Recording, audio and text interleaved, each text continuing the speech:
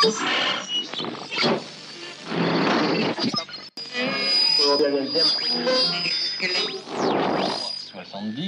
deuxième était le...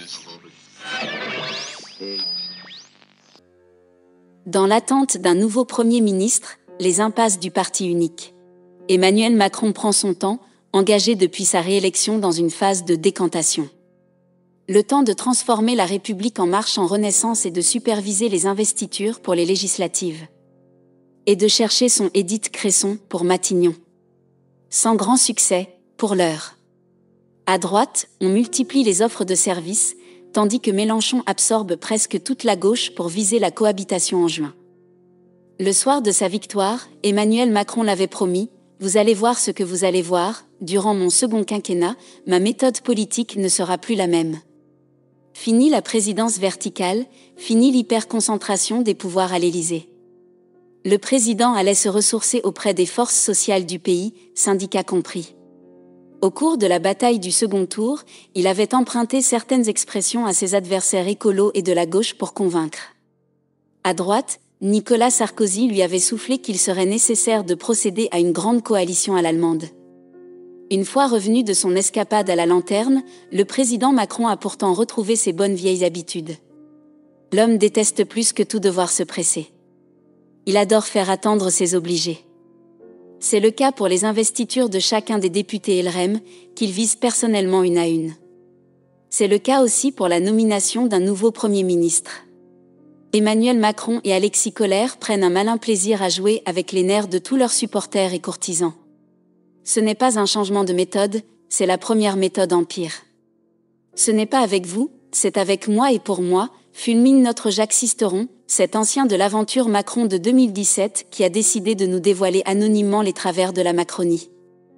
Résultat, alors que les signaux d'alerte se multiplient pour l'économie mondiale et la situation internationale, la foire au nom occupe les journalistes politiques à Paris.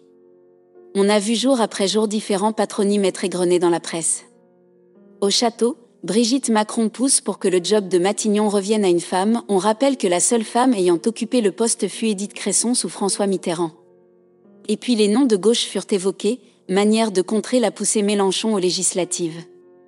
L'ancienne directrice de cabinet de Manuel Valls, Valérie Bédag, actuellement directrice générale du groupe Nexity, fut ainsi reçue par Alexis Kohler. Pourtant, ce dernier dit auprès de son entourage qu'il ne s'agissait pas d'un démarchage en bonne et due forme.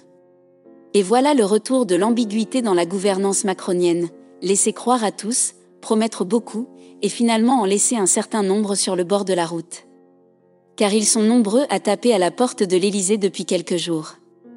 Ils se taisent tous, venant de la droite ou de la gauche, car ils espèrent tous décrocher un poste au gouvernement, estime une figure de LR, qui ajoute « Mais comme dit la journaliste Catherine Ney, c'est un allumeur, mais il ne conclut jamais. C'est comme s'il draguait sur Grindr, mais qu'il fermait d'un coup l'application laissant tous ses prétendants en plan. » À droite, Jean-François Copé essaie par tous les moyens de plaire au chef de l'État. Pas un jour ne passe sans que l'ancien patron de l'UMP ne fasse une offre de service auprès de la Macronie. Pas un jour non plus sans que le maire de Meaux balance une critique contre son parti. Mais Copé sait qu'il ne peut prétendre à Matignon. Pour le poste tant convoité, une source de droite se risque à sortir le nom de Laurent Wauquiez, le patron de la région Auvergne-Rhône-Alpes, décidément bien silencieux ces derniers jours et qui aurait dealé avec le président de la République depuis plusieurs mois déjà. Mais d'autres noms bénéficient de chances plus sérieuses. C'est le cas de Thierry Breton, l'actuel commissaire européen au marché intérieur, qui connaît Emmanuel Macron depuis son passage chez Rothschild. Le jeune banquier avait travaillé pour lui quand il était patron d'Atos. Aujourd'hui, ce dernier rêve de revenir à Paris, croit savoir un poids lourd de la droite, quand un autre dit au contraire qu'il n'est pas intéressé par le poste. En 2020 pourtant, quand l'Élysée avait dû trouver un remplaçant à Édouard Philippe, Breton avait espéré être appelé. Aujourd'hui, c'est son protecteur Bernard Arnault, patron de LVMH et ami du couple présidentiel, qui pousse depuis plusieurs jours sa candidature auprès du château. De son côté, Jean-Pierre Raffarin, qui a connu Breton dans le Poitou et sur le projet du Futuroscope, milite également dans ce sens. Voilà pour Matignon. Mais pour pérenniser le poste après juin, il est tout de même nécessaire de gagner les législatives. Sur ce front, la dynamique unitaire de Mélenchon à gauche se fait de plus en plus menaçante. Alors, en apparence, la Macronie serre les rangs. Bayrou, Ferrand et Philippe inventent d'un coup une confédération entre les marcheurs, le MoDem et Horizon. Et les marcheurs changent de nom, fini LREM, place à la Renaissance. Pourtant derrière ce marketing politique, les couteaux sont tirés entre les différentes composantes de la majorité. Tous les coups sont permis parmi les différents impétrants au sein du parti unique de l'extrême centre, expression utilisée par Emmanuel Macron lui-même au micro de France Inter 2 jours avant le second tour. Car entre le président et ses troupes, il n'y a en réalité aucune coalition à l'allemande qui tienne. Le chef de l'État souhaite continuer à gouverner sans partage, dans la plus pure tradition bonapartiste. Entre lui et ses soutiens, aucune chapelle ne peut interférer, même pour donner l'image d'un président qui sait écouter et partager son pouvoir dans un rassemblement. À l'Élysée, l'objectif numéro 1 est d'ailleurs d'affaiblir Édouard Philippe, devenu l'une des personnalités préférées des Français. Comme je l'ai expliqué très tôt dans la tribune, les relations entre les deux hommes sont devenues de plus en plus exécrables depuis 2018. Déjà en 2020, je racontais les tensions grandissantes entre eux durant le conflit des retraites, puis au moment du remaniement après Covid.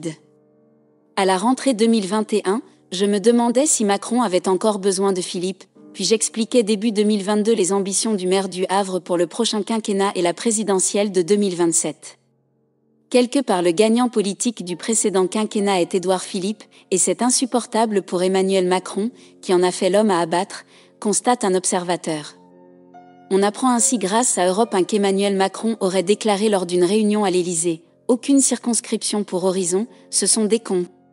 Au final, le maire du Havre a tout de même réussi à décrocher 58 circonscriptions. De fait, malgré ses nombreux ennemis dans la majorité, Bruno Le Maire, Christian Estrosi, Édouard Philippe a réussi son premier round. Édouard est un boxeur et vu son allonge. Si toutefois il te loupe sur un premier crochet, rien que le vent t'enrhume, s'amuse Jacques Sisteron. Mais ce sauve qui peut général de la classe politique la plus institutionnelle, issue de la droite comme de la gauche, pourrait faire oublier à tous de convaincre les électeurs pour les prochaines législatives. Car ce rassemblement d'élus professionnels au sein de l'extrême centre pourrait jouer de mauvais tours en pleine tripartition de la vie politique française. L'opération destruction du LR et du PS, poussée par Emmanuel Macron jusqu'au bout de sa logique, pourrait bientôt apporter plus d'inconvénients que d'avantages. Tout le monde l'a oublié, mais si Jacques Chirac avait refusé de nommer un gouvernement d'union nationale en 2002 après sa large victoire contre Jean-Marie Le Pen, car bénéficiant du vote des électeurs de gauche du fait du Front républicain, c'est qu'il craignait les effets pervers d'un tel rassemblement à l'égard de l'opinion. Il y a 20 ans, Chirac avait bien compris la logique de la Vème République qui fait qu'une union de ce type ne peut se faire qu'autour d'un homme et pas autour d'un programme comme en Allemagne.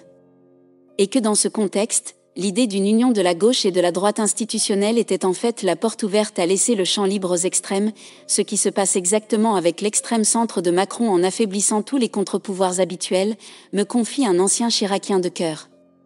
En cas de victoire en juin, assisterait-on au retour massif des gilets jaunes et autres jacqueries visant la figure du roi, cet absent de la démocratie française selon Emmanuel Macron ?